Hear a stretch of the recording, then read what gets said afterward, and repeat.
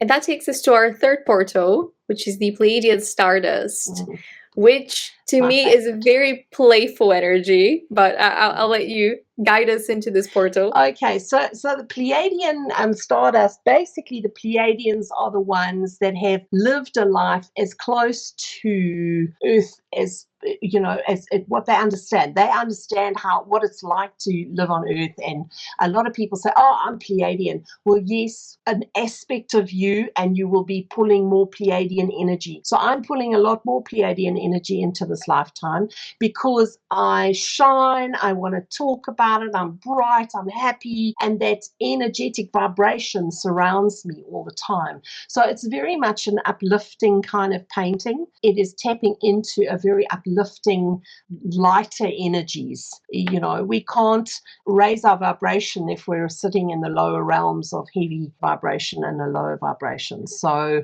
this painting specifically is here just to uplift and tap into the Pleiadian energy. And like I said, they're the ones who understand everything that we're going through. So they actually facilitate most of the light codes and energy that's coming into Earth because they know how to channel it through, and it comes through them. They're amazing energy to work with. Very blues. Even when I do my meditations, I'm always, whenever I connect in with the Pleiadian energy, it's always like a light blue type of energetic vibration. And there's also a little bit of silver and obviously the white in the coding. But that fan in the middle, which you can see, that is definitely a portal. It's a portal to go through. And I mean, I've written a book. For 6 years, I channeled information to raise my vibration. And then when I said, okay, I got the message, I've got to write the book, I've got to use the quotes and put the artworks. So it's Raise Your Vibe with Michele Courage, light encoded galactic messages and artworks. And you can imagine I've done a lot of artworks, and I said, oh, what am I going to use as the cover? And it was instant Pleiadian energy. Mm-hmm. So the Pleiadian energy is on the cover as well. I got told to use that for the book, and every channeled information and every code, or I call them codes, but it's basically a vibrational message, was paired with an artwork. And I did all, because I was an ex-graphic designer, I used to be in advertising, I actually did all the artworks and everything because I wanted to make sure that the vibration of this book was so high that the only people that actually handled it were the printers. And I chose them really specifically. They were based in Auckland because obviously I'm based in New Zealand. I mean, you can get it printed through Amazon, so it is on Amazon. But yeah, it's just the messages around here, and each one has been put with an artwork. So yeah, it's been a journey to have the courage, and I chuckle about that because my surname is Courage, and the universe has like a bit of a sixth sense of humor here, because for me to have courage to actually talk about this, because it took me a long time to say out loud and trust that this wasn't just me and my imagination. Which I've come to learn, imagination is a fabulous thing, because the imagination is exactly how we connect into the realms. I can't tell you the amount of times I've heard believe in yourself. That was the message I kept receiving in the beginning of the journey, because it was genuinely all happening internally. This shift from the 3D to the 4D to the 5D, unlocking the timelines, unlocking the gifts, receiving the downloads. And it's not even one awakening. It's been years of awakenings and years of learning to trust yourself with that guidance. But it's yours. It's literally guidance to you. Totally, because when I asked my guides one time, I was really doubting, and I said to them, I wrote and I said, please just tell me who am I dealing with here? Because for me, a lot of people channel different sort of guides and that kind of stuff, and the message came through. I specifically am working with my 12th dimensional highest self. So my highest self that has risen to the highest level, because we've got different levels of different beings, there's a Pleiadian self and a Lemurian self, but my highest being is a 12th dimensional being. And then I realized, if I'm channeling that 12th dimensional being, that being is never going to give me the wrong information. Yeah. Because I do automatic writing, it's very, very specific. It's not, it can't be my interpretation.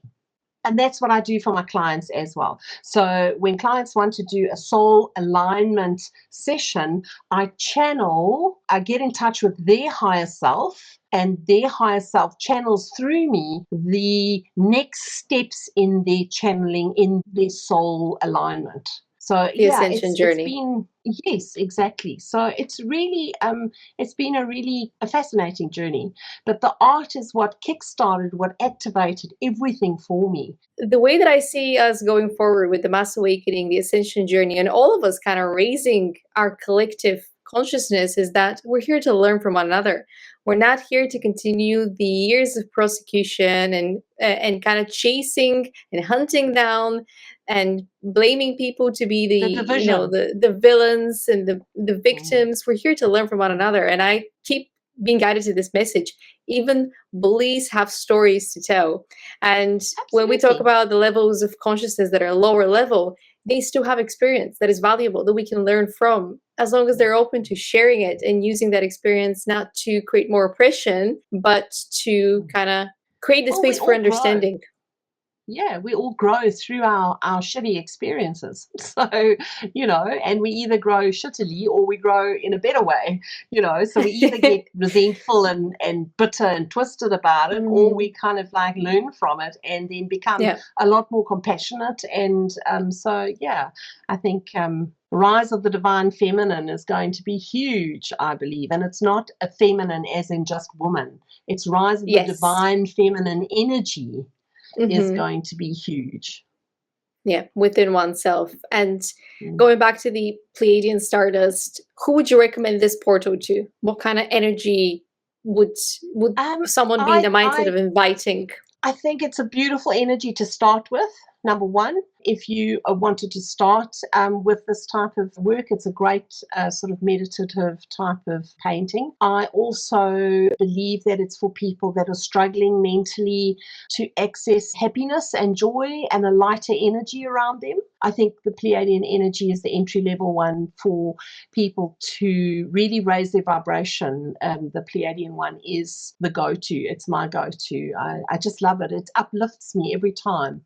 It's very playful. That's the first word that came to mind when I saw it. This is very playful. It almost looks like a map. It almost looks like you're going on a quest, and you're going to find some treasures. Yes, it's a star map. It's basically like a soul map. My guides explained the sort of destiny points almost like a star map. So we have destiny points in our lifetime where we've contracted and we said, okay, fine, we really want to get to that point, and it's a destiny star kind of thing. But to go through it, it's like a vortex. We have to be slightly uncomfortable and there'll be a challenge to get through it. But if we have the courage and the bravery to get through it, we come out of it, number one, in a higher vibration, much more understanding. And then we have the opportunity to change our trajectory to another higher level of learning rather than staying stuck in the same sort of learning curve or circle. Repeating the same cycles, yeah. Yes. And I mean, it's also one of the reasons why we have to try and stop child sort of like pornography and all that type of stuff, because then the children are born into that cycle where they need to try and break it before they can move on to another level. Yes. So they'll come back into the next lifetime doing that same pattern until they can break out of it. It is the corrupted code that needs to be removed from the system so that we don't keep onboarding the same type of experiences. Exactly. So souls don't have to keep reliving that to try and fix that.